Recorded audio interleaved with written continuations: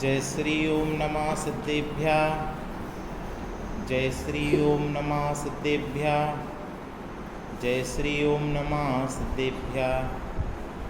नमो अरहन्ताणं नमो सिद्धाणं नमो आयरीयाणं नमो वज्रायाणं नमो लोये सवसाहूणं नमः श्री वर्धमानाय निर्धूतकलिलात्मनि सालोकानां त्रिलोकानां यद्विद्यादर्पणायते। वीतरागी सर्वज्ञ देव जय मंत्र बोलते हैं। श्री रत्नकर्ण शावकाचार्य नामक ग्रंथ है। हाँ तेज करो थोड़ी। इस ग्रंथ में सम्यक दर्शन अधिकार है और हम सबका उद्देश्य अपने स्वरूप का श्रद्धान करना, इसको लक्ष्य में लेकर अपन आज का स्वाध्याय प्रारंभ करते हैं।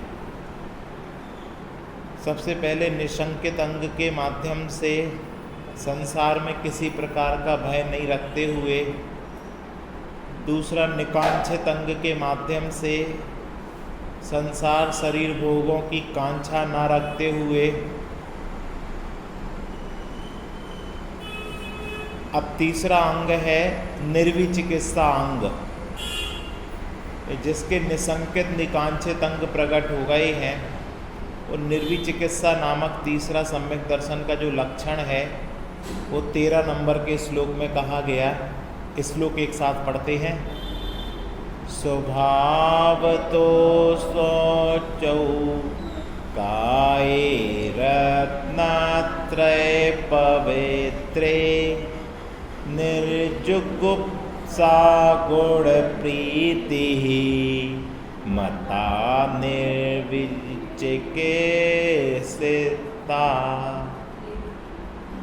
यह मनुष्य पर्याय का जो शरीर है वह स्वभाव से ही अपवित्र है। ये शुरुआत यहाँ से हुई। स्वभाव तो अशुचौ, स्वभाव से ही अशुचि है, अपवित्र है। काये, काया, ये जो शरीर है, कितने इसको नहा धुला लो, कितने अच्छे वस्त्र पहना लो, कितने इत्र फुले लगा लो, ये क्यों सिखा रहे? क्योंकि सम्यक दृष्टि को देह से दृष्टि अलग करनी है। देह पर दृष्टि क्यों होती है? क्योंकि उसको पवित्र माने हुए हैं। वो पवित्र मानकर उसमें अपनापन होता है। इसलिए समंत भद्राचार्य कहते हैं ये स्वभाव से ही अशुचि है, काये काया। तो फिर पवित्रता क्या है? रत्नत्रय पवित्र, रत्नत्रय पवित्र है। काया तो स्वभाव से अपवित्र है और रत्नत्रय स्वभाव से पवित्र ही है। यहाँ किसी उत्तम मनुष्य के यदि रत्नत्रय प्रकट हो जाए तो उसकी अशुचि देह भी पवित्र है। क्या? शरीर वैसे तो अशुचि है, अपवित्र है, लेकिन किसी ने इस शरीर में रत्नत्रय प्रकट कर लिया तो उसकी भी स्तुति होगी। 5वां गुण स्थान होगा तो उस प्रमाण होगी, 6वां 7वां गुण स्थान होगा तो मुनिराज के प्रमाण होगी, 13वां गुण स्थान होगा तो अरहंत के प्रमाण होगी, और सिद्ध अवस्था हो जाएगी तो अशरीरी की होगी। तो यदि किसी ने उत्तम मनुष्य के यदि रत्नत्रय प्रकट हो जाए तो उसकी जो अशुचि देह है वो भी पवित्र हो जाए। इसलिए वृत्तियों का शरीर रोगादि से मलिन देखकर भी उसमें ग्लानि का अभाव तथा रत्नत्रय में प्रीति होना, उनका नाम निर्विचिकित्सांग है। और आज इसका सर्वांग प्रकरण आ गया। ग्लानि का अभाव कैसे होगा? रत्नत्रय के कारण होगा। उसको रत्नत्रय दिखेंगे वहां पर, उसको शरीर में मलिनता नहीं दिखेगी। ये देखो इसमें रत्नत्रय धारण किए हुए हैं, इसलिए ग्लानि नहीं करते, इसलिए निर्विचिकित्सा अंग के धारी होते हैं। यानी ऐसी पैनी दृष्टि होती है कि मलिन देह के भीतर जो रत्नत्रय हैं वो उस पर दृष्टि केंद्रित हो जाती है। ये सामान्य अर्थ हुआ इसका, विशेष अर्थ नीचे भावार्थ में दिया है। पढ़ो सत्येंद्र भैया, पढ़ो पेज नंबर 28 पर अर्थ के नीचे भावार्थ। यह शरीर को सप्त धातुमय तथा मल मूत्रादिमय है, स्वभाव ही से अशुचि है। यह शरीर तो रत्नत्रय का स्वरूप प्रकट होने से पवित्र हो जाता है, इसलिए रोग सहित वृद्ध अवस्था तथा तपश्चरण क्षीणता मलिनता देखकर जिसे ग्लानि नहीं होती, किंतु गुणों में प्रीति होती है, उसके निर्विचिकित्सा नाम का अंग है। वाह, ये दृष्टि का खेल है, पूरा पूरा दृष्टि का खेल।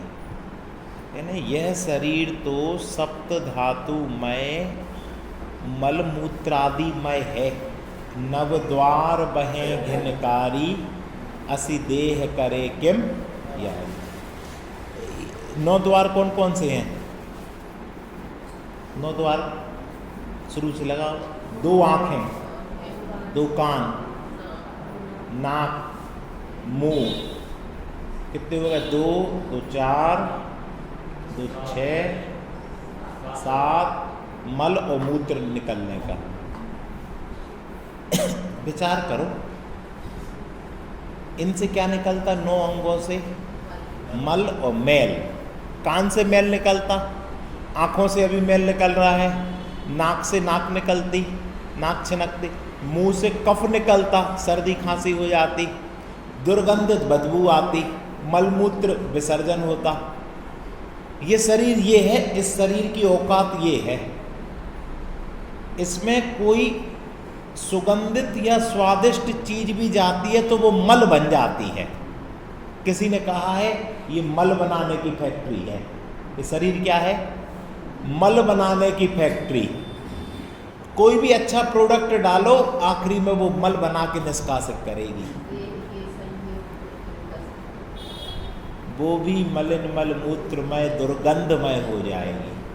ये गुनगुनाने की चीज़ें हैं। जब ऐसा लगे कि मैं बड़ा सुंदर, मैं ऊंचा, इस शरीर से अपनी प्रसिद्धि दिखने लगे तो ये गुनगुना लो। यह शरीर तो सप्त धातुमय मलमूत्रादिमय है, स्वभाव ही से अशुचि है, स्वभाव से ही।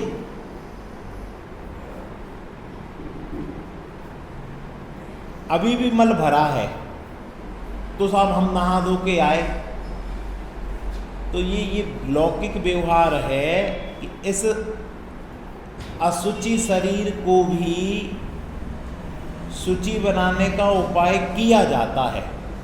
लौकिक व्यवहार में कोई बिना नहाए अपन भगवान को स्पर्श नहीं करवा सकते किसी से, अपन खुद नहीं कर सकते। बिना सोले के वस्त्र पहने भगवान का स्पर्श नहीं कर सकते। अब कोई तर्क करे, हिसाब शरीर तो वैसे ही मलमूत्र का पिंड है? अब क्यों आप ये स्नान कराने का रखते हो? सबको एक ऐसा मानो? नहीं, ये लौकिक व्यवहार भी आवश्यक है। ये मलिन होने के बावजूद भी जितना हमसे शक्य हो सके उतना शुद्धि का विचार रखा जाता है, और उस विचार विवेक पूर्वक आपके परिणामों में भी निर्मलता आती है। अभी हम जिस भूमिका में हैं, मुनि बन जाएंगे तो वो स्नान भी छूट जाएगा, लेकिन अभी श्रावक की भूमिका में हैं तो योग्य आचरण शोभित होता है। इसलिए एक श्रावक को यद्यपि ये शरीर मलिन है, मलमूत्र का पिंड है, तो भी बुद्धिपूर्वक प्रतिदिन अल्प जल से, छने हुए जल से स्नान करके इसको मल से रहित करके ही आप मंदिर में प्रवेश करें, दिन की शुरुआत करें, ऐसा नियम है।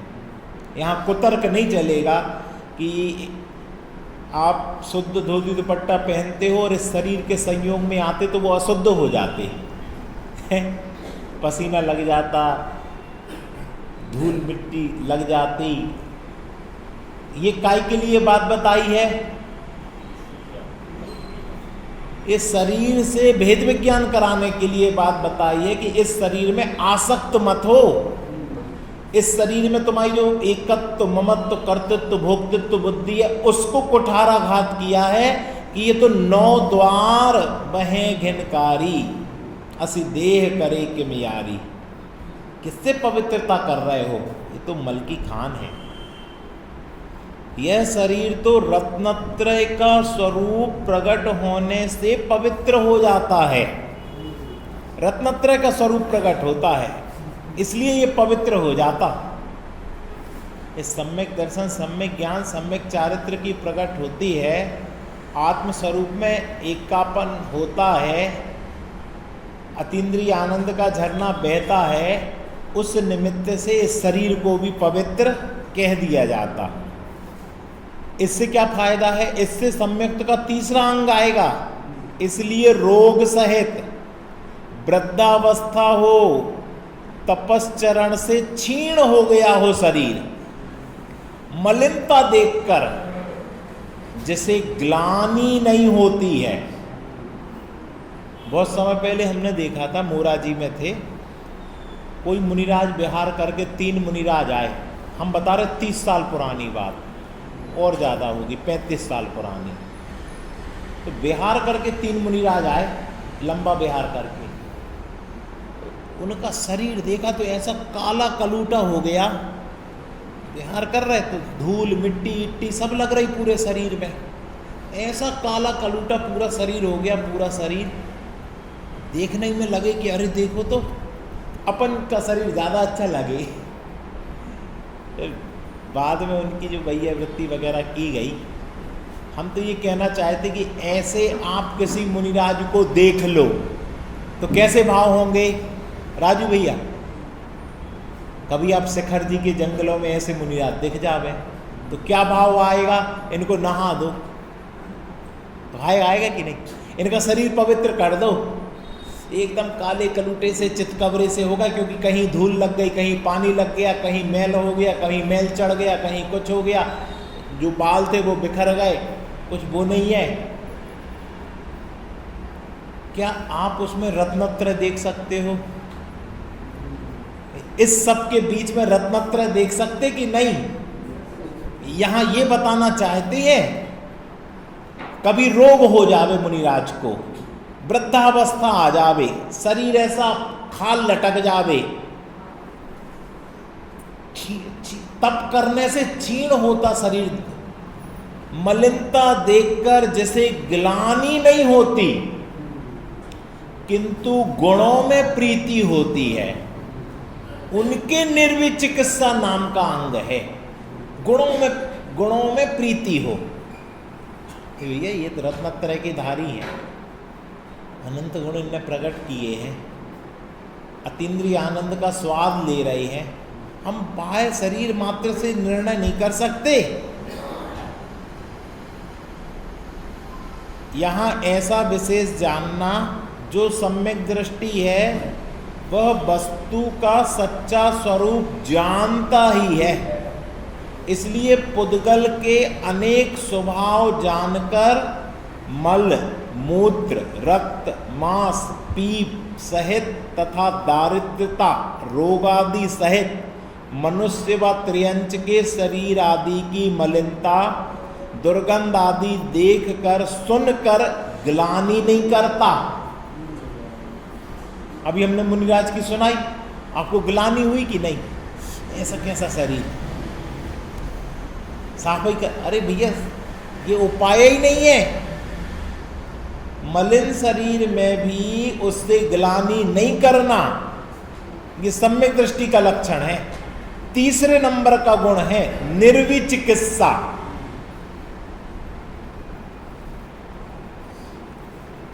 क्यों? अब किसके आधार पर होगी निर्विचिकित्सा? वस्तु का सच्चा स्वरूप जानने के आधार पर। देह का यही स्वरूप है। हम खुद भी आज सुबह नहा धोते हैं और दोपहर में एकदम पसीना पसीना हो जाते, दोपहर में नहाते हैं तो शाम तक फिर पसीना पसीना हो जाते, बदबू आने लगती। ऐसा जानकर सम्यक दर्शन हो सकता क्या?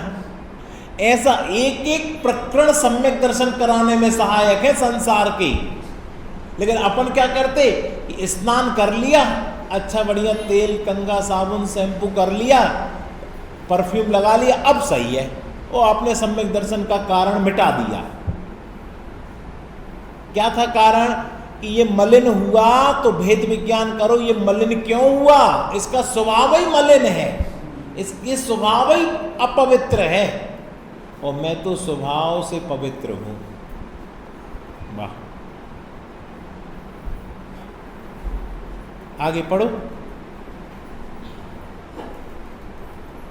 आप ही को पढ़ना नहीं, उस कर्मों के उदय से आदि से दुखी होना, पराधीन आदि में पड़ जाना, नीच कुल आदि में उत्पन्न होना, नीच कर्म से मलिन भोजन करना, मेरे गंदे वस्त्र पहनना, छोटा रूप अंग उपांग की प्राप्ति होती है।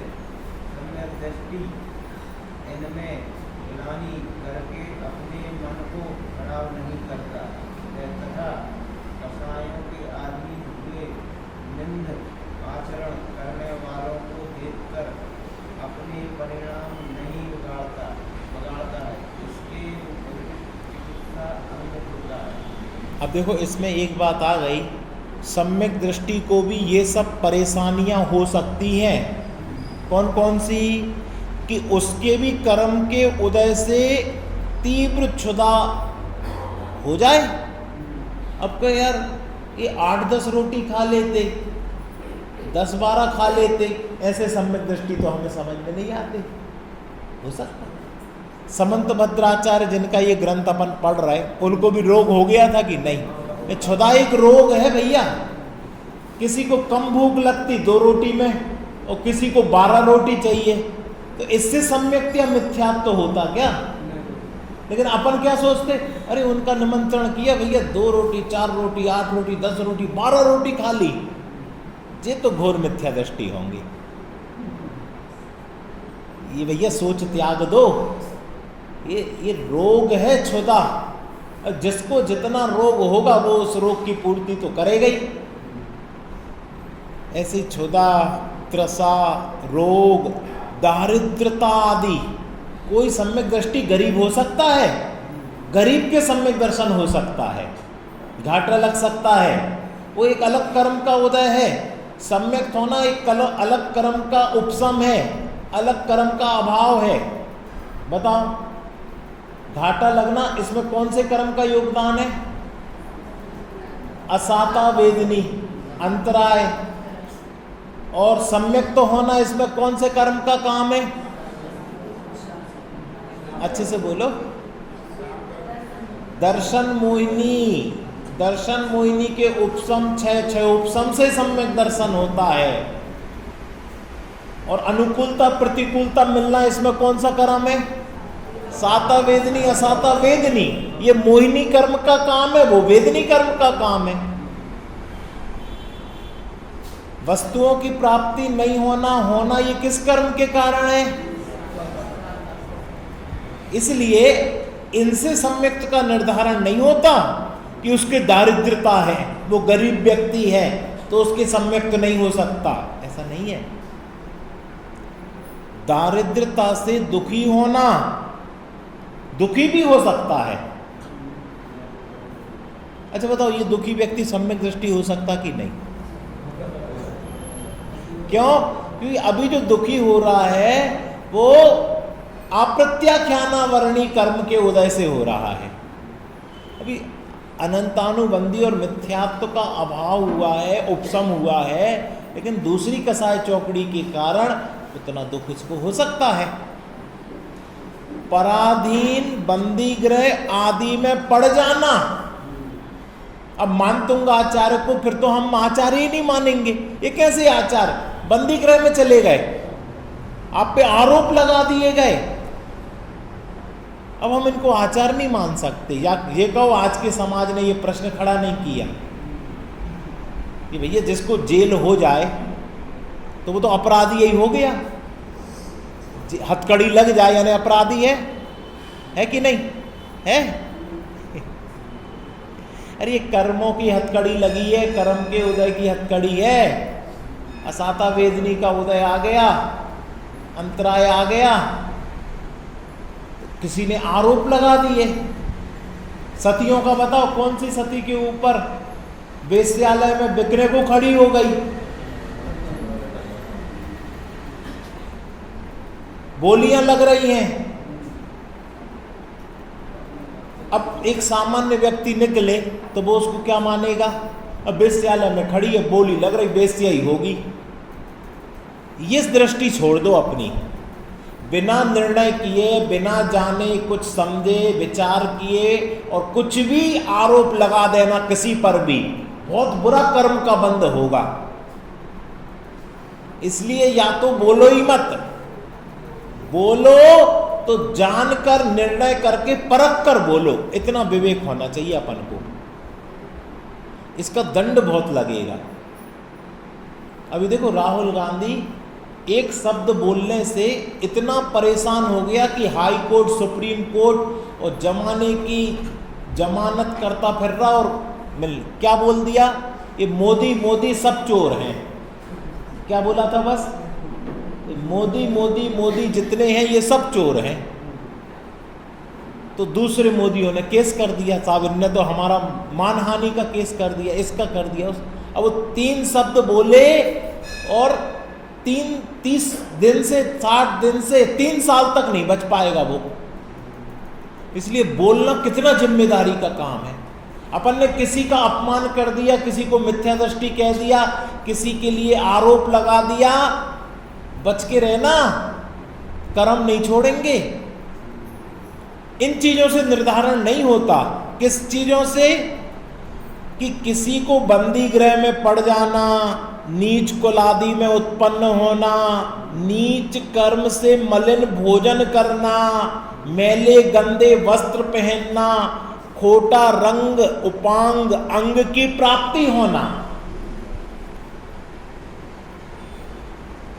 सम्यक दृष्टि इनमें ग्लानि करके अपने मन को खराब नहीं करता।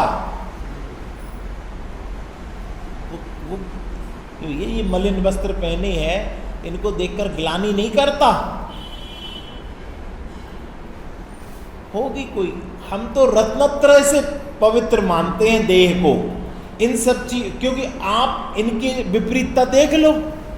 लोग कैसे मानते? उच्च कुल से, उच्च शुद्ध सात्विक भोजन से, अच्छे धुले वस्त्र पहनकर, अच्छा रूप होना चाहिए, अच्छे अंगोपांग होना चाहिए।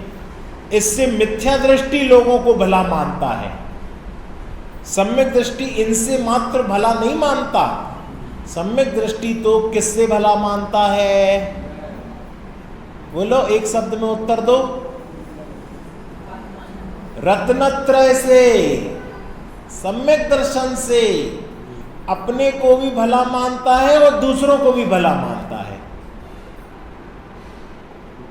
वो कहते ना, तुम्हारे ससुर की आयु कितनी है? कि ससुर तो अभी पैदा ही नहीं हुए हैं, सामने बैठे 70-80 साल के, कहते वो तो पैदा ही नहीं हुए। इतनी दृष्टि ले आओ। कहानी तो सबने सुन ली, ये दृष्टि आ पाई? ये दृष्टि ले आओ कि भैया सम्यक दर्शन होगा तो हमारा जन्म होगा, नहीं तो हमारा जन्म ही नहीं हुआ। स्वानुभव होगा तो जन्म। तत्व और व्यवहार में कहें तो हम तत्वाभ्यास करने लगे, देवशास्त्र गुरु का श्रद्धान करने लगे, मर्यादित शुद्ध सात्विक आहार करने लगे, ये व्यवहार का जन्म। संसार शरीर भोग हमें आकर्षित ना कर सके, देव सास गुरु ही हमें आकर्षित कर सके, जिनवाणी ही हमारा आकर्षण का केंद्र हो।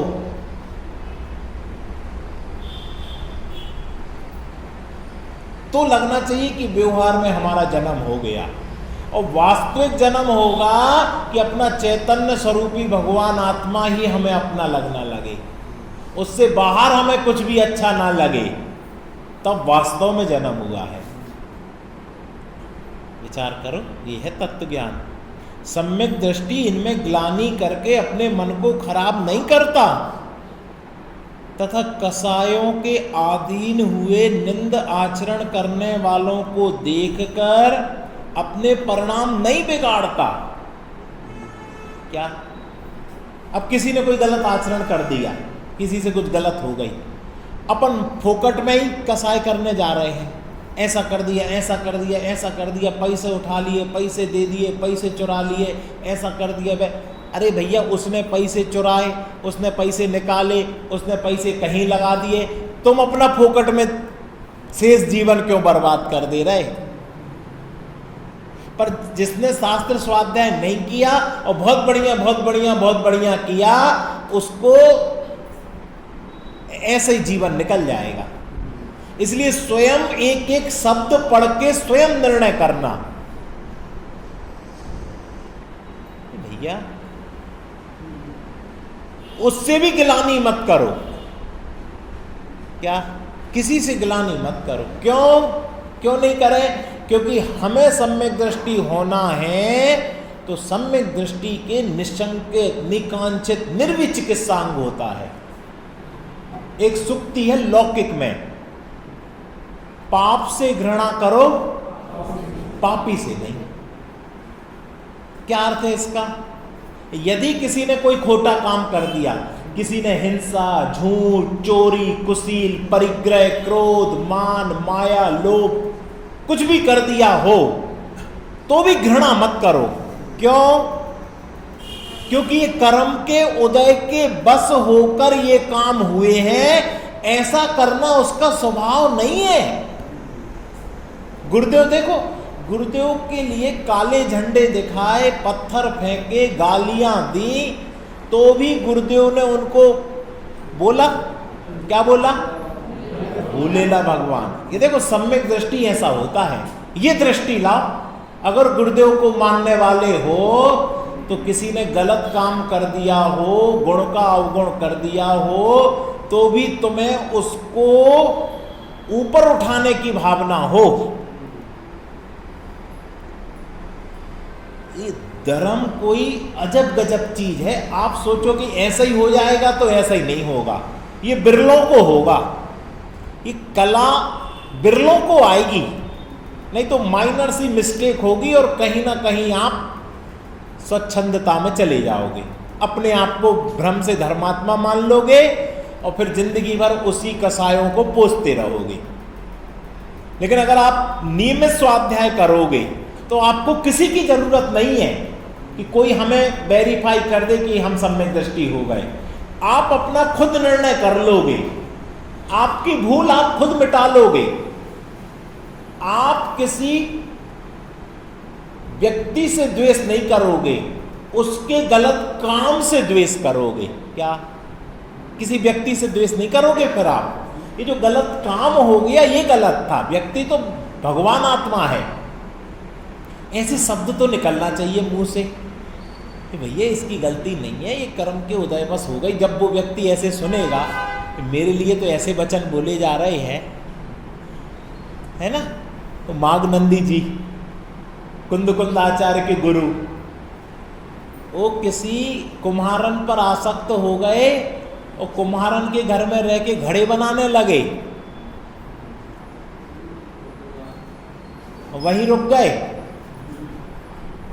और जब उनने कहा कि संघ में एक शंका आ गई है और संघ में ये चर्चा हो रही कि उसका समाधान तो आप ही करोगे, तो क्या हुआ?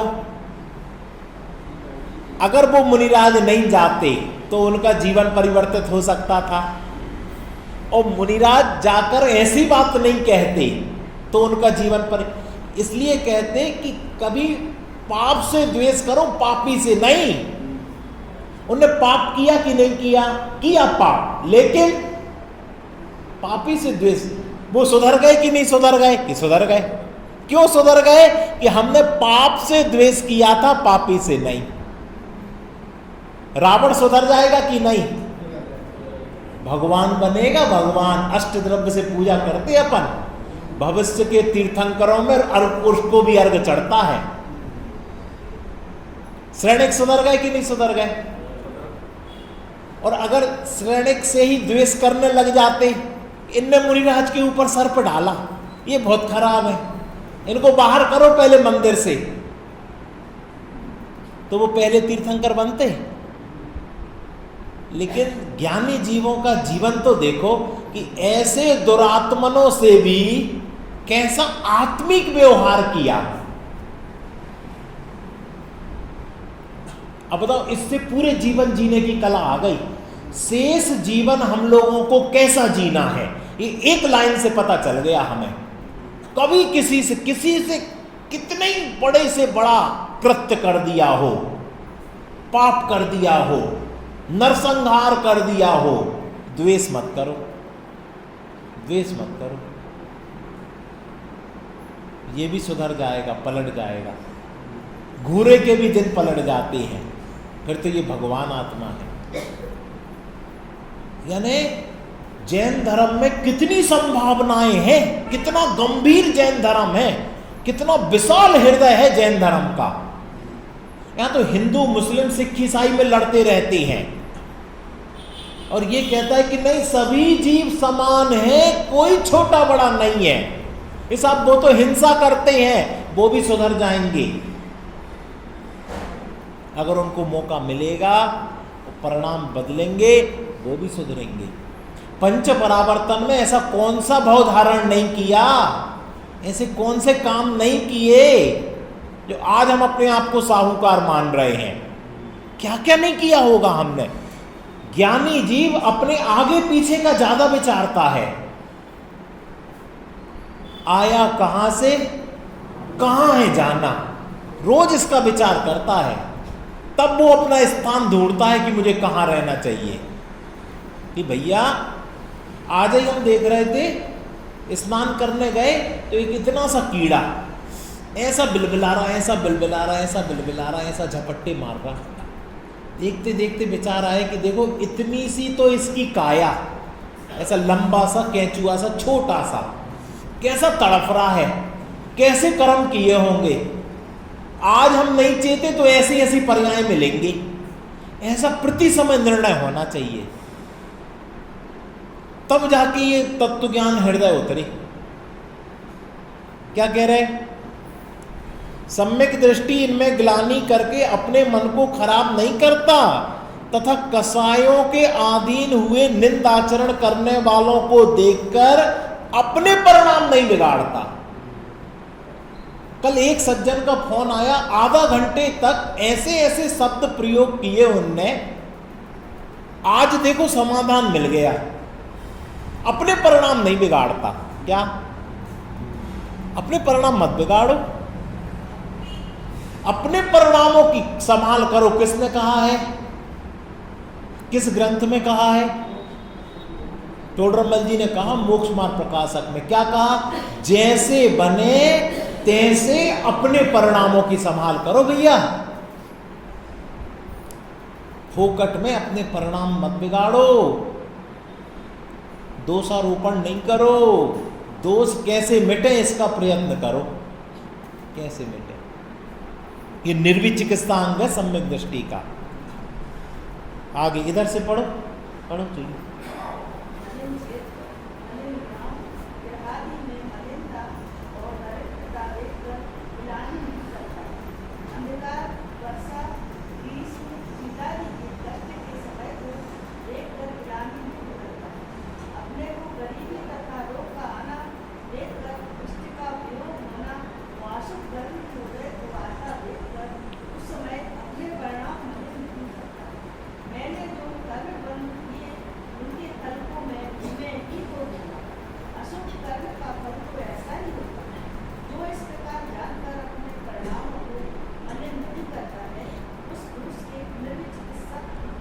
वाह, देखो आगे पूरी जीवन जीने की कला।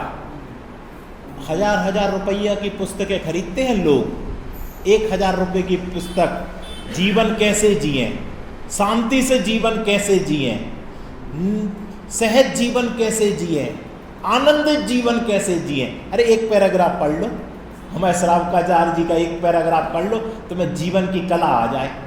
हर परिस्थिति में कैसे जिए लिखा, सर्दी, गर्मी, बरसात, शीत आदि। बरसात में लोग कहते यार किचपिच मच जाती है, गर्मी में कहते साहब गर्मी लगती है, ठंड में कहते साहब ठंड लगती है। अब कौन सी ऋतु में जिएगा जी व्यक्ति? हर में तुम्हें समस्याएं हैं। और मुनिराज कभी कंप्लेन करते किसी चीज की? ऐसा बारिश होगी हम आहार को नहीं निकल पाएंगे, कोई कंप्लेन नहीं।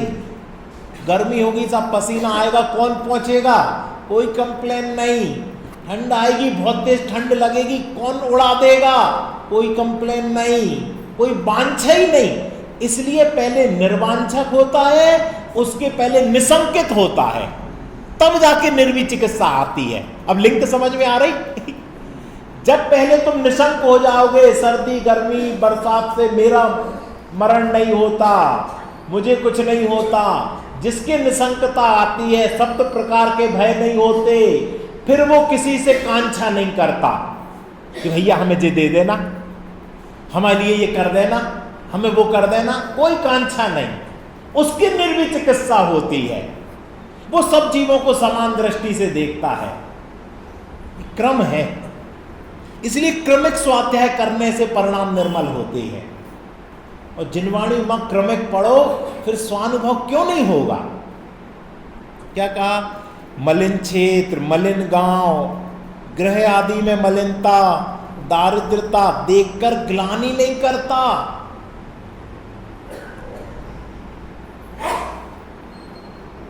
और हमें क्या लगता है ये टूटे फूटे मकान है, ये ऐसा मकान है, ये वैसा मकान है, कपड़े तो कितने गंदे हैं। अंधकार, वर्षा, ग्रीष्म, शीत आदि के कष्ट के समय को देखकर ग्लानि नहीं करता, कैसी भी परिस्थिति आ जावे।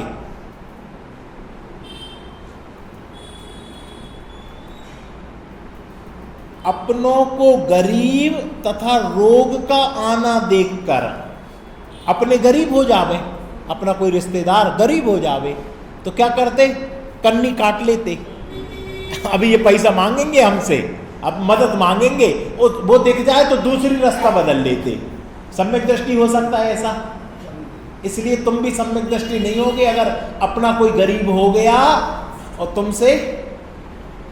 हमें तो तब गर्व का महसूस होता है जब ये सिख धर्म के लोग कहते ना कि टोडरमल जैन जी ने हमारे गुरु नानक देव के पुत्रों के दाह संस्कार, अंतिम संस्कार के लिए जमीन खरीदने के लिए स्वर्ण मुद्राएं खड़ी करके लगा दी। ये जैन तो ये है, इसी में आया। पैसे क्यों कमाते हैं? लोगों की मदद के लिए, देव सास गुरु की प्रभावना के लिए, साधर्मिक वात्सल्य के लिए। कोई मेरा साधर्मी भूखा न रह जाए, इसलिए अमीर लोग पैसे कमाते हैं, कोई बैंक बैलेंस के लिए नहीं। हमारा धन उनके लिए है, जितना लग जाए उतना अच्छा।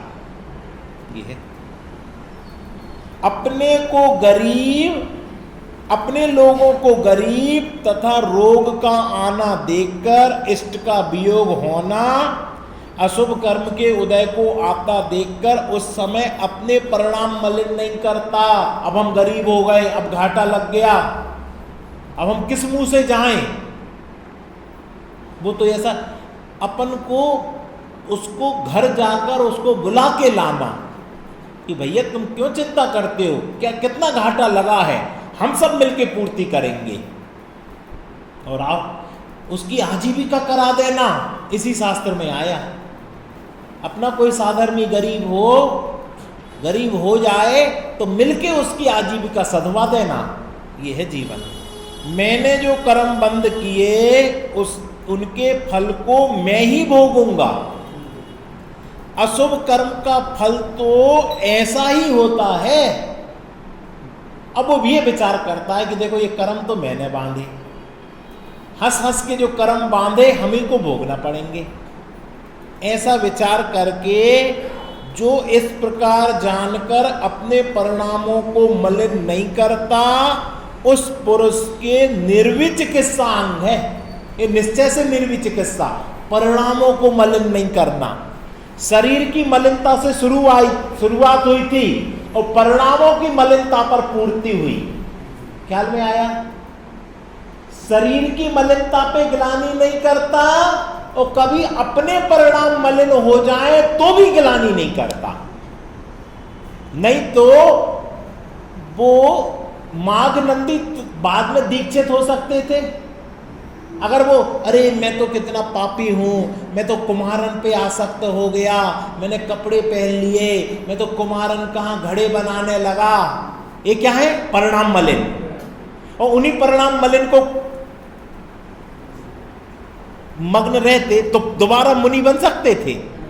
अरे समंत भद्राचार्य दोबारा मुनि बन सकते थे।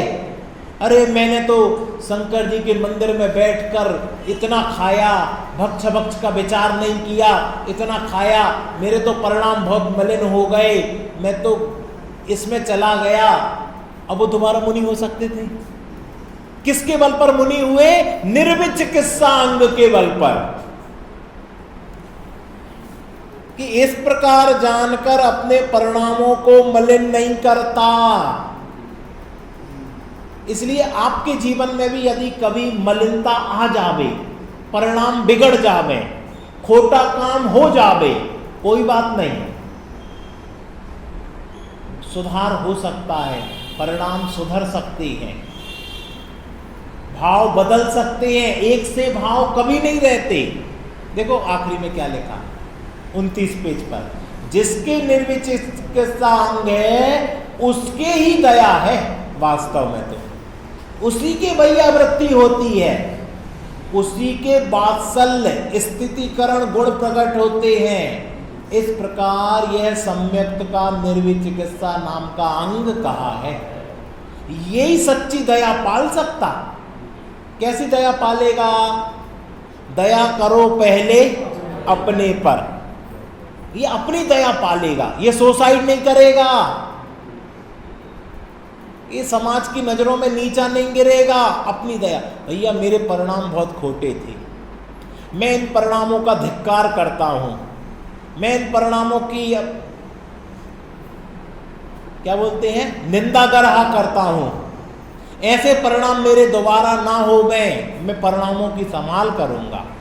यहां ये नहीं लगेगा हम अपने परिणाम नहीं बदल सकते, यहां समय सार की ये बात नहीं लगेगी कि तुम भाई साहब अपने परिणाम नहीं बदल सकते। यहां तो श्रावकाचार के अनुसार, चरणा नियोग के अनुसार बुद्धिपूर्वक हम ऐसे गलत काम नहीं करेंगे अब जिसमें हमारे परिणाम मलिन होते हो। ये कला सीखना है, उसी के वैयावृत्ति है, उसी के वात्सल्य है, उसी के स्थितिकरण है। अभी और गण आएंगे, शेष चर्चा अपन फिर करेंगे। 2 मिनट अपन अभ्यास करते हैं। निर्विचिकित्सा तो इतना जोरदार अंग है कि अब तो सबकी समस्याएं खत्म हो गई होंगी। लोगों की समस्या रहती है हमारे परिणाम बहुत बिगड़ते, परिणाम स्थिर नहीं होते, परिणाम एकाग्र नहीं होते। कोई बात नहीं, ये भी नहीं रहेंगे।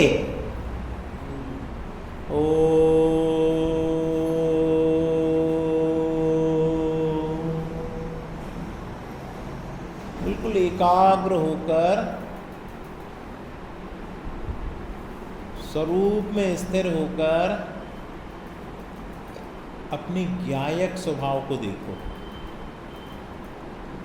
चैतन्य स्वरूपो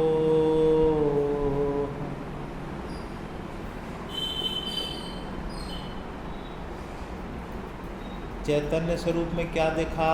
किसी प्रकार की मलिनता नहीं, किसी प्रकार की कसाएं नहीं, किसी प्रकार की दरिद्रता नहीं, किसी प्रकार का रोग नहीं। तो क्या है? चैतन्य स्वरूपो मात्र चैतन्य चैतन्य चैतन्य चैतन्य। ज्ञान स्वरूपो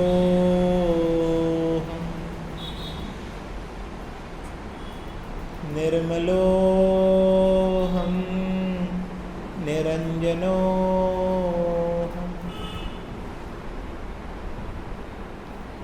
मैं निर्मल और निरंजन हूँ, अभी हूँ, स्वभाव से हूँ। ऐसा निर्णय होते ही पर्याय भी निरंजन हो जावे। हूँ की अस्थि पर विचार करो। हूँ स्वभाव से हूँ।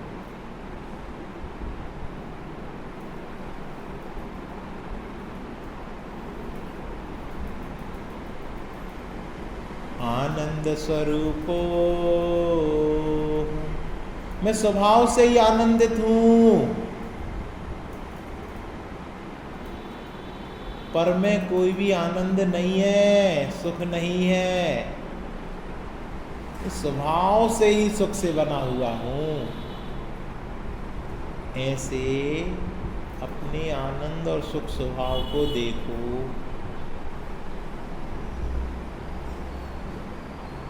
प्रतीति करो, अनुभूति करो कि ये ही मैं हूँ।